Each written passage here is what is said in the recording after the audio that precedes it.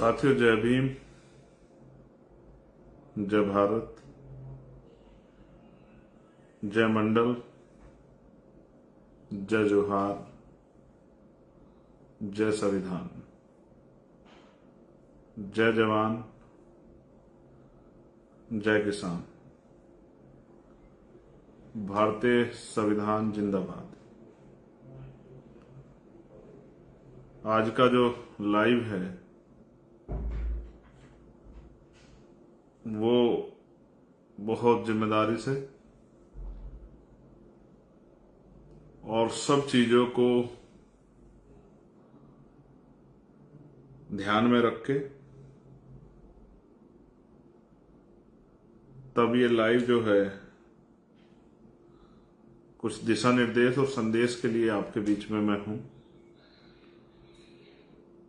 मैं अपनी बात को शुरू करने से पहले बहुजन समाज में जन्मे सभी संतों, गुरुओं और महान पुरुषों को नमन करता हूं।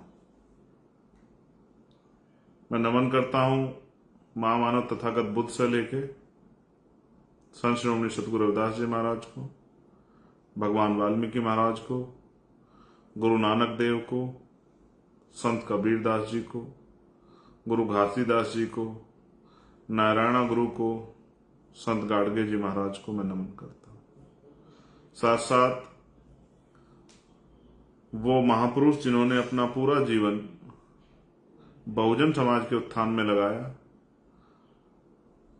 जिनमें राष्ट्रपिता ज्योतिबा फूले, छत्रपति साहू जी महाराज, ईवी पेरियार रामानायकर स्वामी, पेरियार ललई यादव, बाबू जगदेव प्रसाद कुशवाहा, जननायक कपूरी ठाकुर, बाबू शिवदयाल चौरसिया, सर छोटू राम,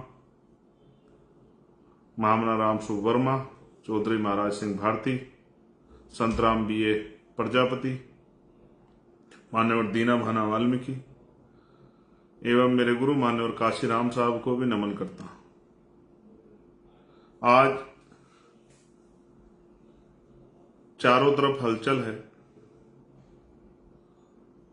क्योंकि 1 अगस्त को सुप्रीम कोर्ट का जो ऑर्डर आया था उसको लेकर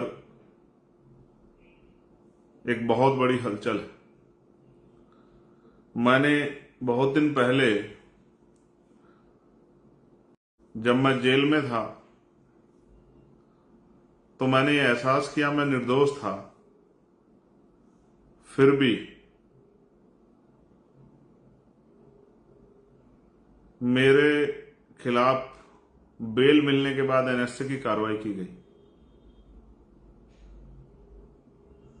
उस एनएसए की कार्रवाई को रात को 2:30 बजे अंजाम दिया गया और उस एनएसए कार्रवाई के बाद मुझे 12 महीने तक जेल में ठूस दिया गया। उस दिन मुझे राजनीतिक शक्ति का एहसास हुआ। मैं ये समझता हूं कि भारत में राजनीतिक शक्ति वो शक्ति है जिसके आधार पर आप एक मरे हुए व्यक्ति को जिंदा नहीं कर सकते हैं, इसके अलावा सारे काम कर सकते हैं। आप योजना बना के अंतिम पायदान पर बैठे व्यक्ति को इज्जत की जिंदगी दे सकते हैं।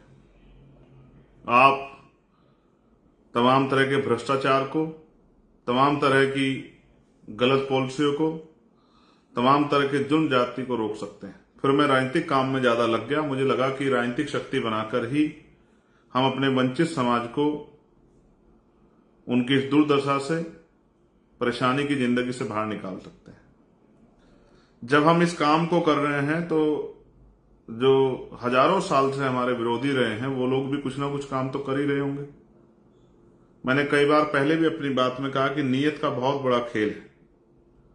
मैं आज ये भी स्वीकार करता हूं कि कुछ खामियां उन लोगों में रही हैं जो लोग अपने पैरों पर खड़े हो पाए आरक्षण की वजह से। मैं कतई भी ये नहीं कहूंगा कि किसी जाति में या किसी जाति पे टिप्पणी करके कि वो पढ़ते लिखते नहीं है या इस तरह की कोई बात करके मैं किसी को अपमानित करना चाहूं, ये बिल्कुल भी सत्य नहीं। जिस तरह की भाषा का प्रयोग मनुवादी लोग हमारे लिए आरक्षण पे करते थे, आज उसी तरह की भाषा का प्रयोग हम लोग करें तो ये सत्य नहीं। मेरा जमीर इस बात की गवाही मुझे नहीं देता। इस आंदोलन में ना मुझे ना मेरे किसी भी साथी को धक्का किसने नहीं दिया या जबरदस्ती हमें भेजा। हमने ये आंदोलन मन से स्वीकार किया है।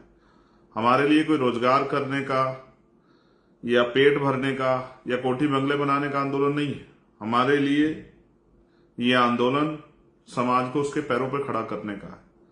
हाँ, मैं मानता हूं शेड्यूल कास्ट के लोगों में भी भाईचारा नहीं है, लेकिन इस भाईचारा को बनाने के लिए हमने तमाम तरह के प्रयास किए।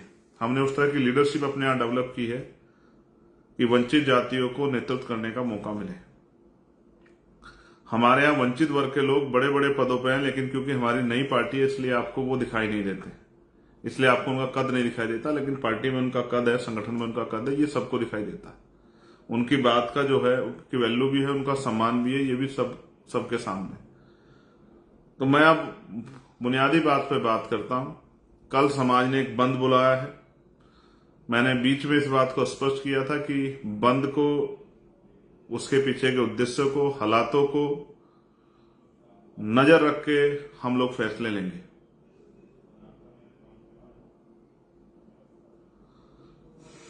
मैं सरे की बात नहीं करता हूं, ना मैंने कभी ये प्रयास किया कि किसी तरह का सरे किसी को मिले। कुछ लड़ाइयां समाज हित में लड़ी जाती। मेरे कंधों पे भी जिम्मेदारी है कि कल जब समाज सड़कों पे उतरेगा, वो किसी भी उद्देश्य के लिए उतरे, तो उसका संरक्षण करना जरूरी। इतने बड़े समाज को मनवादियों की कठपुतली बनने के लिए मैदान में नहीं छोड़ा जा सकता है। पिछले लंबे समय से मैं यही चिंता कर रहा हूं कि कोई इस तरह की घटनाक्रम, इस तरह की अनहोनी हमारे सामने ना आए जिसकी कीमत हमें लंबे समय तक चुकानी पड़े। मेरी ये इच्छा है कि वंचित वर्गों का भाईचारा ना टूटे। 1000-2000 नौकरियां इधर उधर चली जाए, कोई फर्क नहीं पड़ता। मैं इस बात से असहमत नहीं, क्योंकि 2% सरकारी नौकरियां है, 98% प्राइवेट सेक्टर है। आप याद करो, मैं फिर दोहराता हूं, मैंने मांग की कि 98% प्राइवेट सेक्टर में SC ST OBC के लोगों को मौका दिया जाए, उनको रिजर्वेशन दिया जाए, रिप्रेजेंटेशन दिया जाए। आप याद कीजिए, मैंने मांग की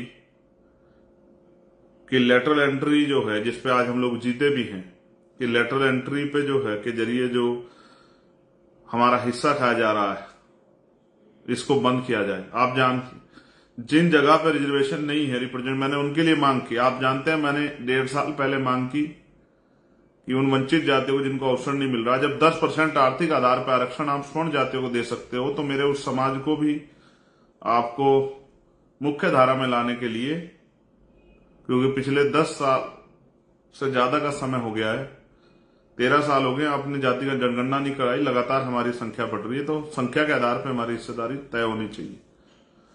तो इसलिए मैंने उन वंचित जातियों के लिए अलग से 5% आरक्षण की मांग, स्पेशली उन्हीं के लिए कि उनको मिले और उनके बच्चे भी कुर्सी पर आकर बैठे, उनको अवसर मिले, इसलिए मैंने उनके लिए मांग की। लेकिन आज मेरे कंधों पे जिम्मेदारी है कि जब समाज उतरे तो उनके साथ कोई अहित ना हो, उनको कोई नुकसान ना पहुंचे, इसलिए हमने ये किया। और ये हमारे आंदोलन का प्रथम चरण है, जो ये मंद समाज ने बुलाया है।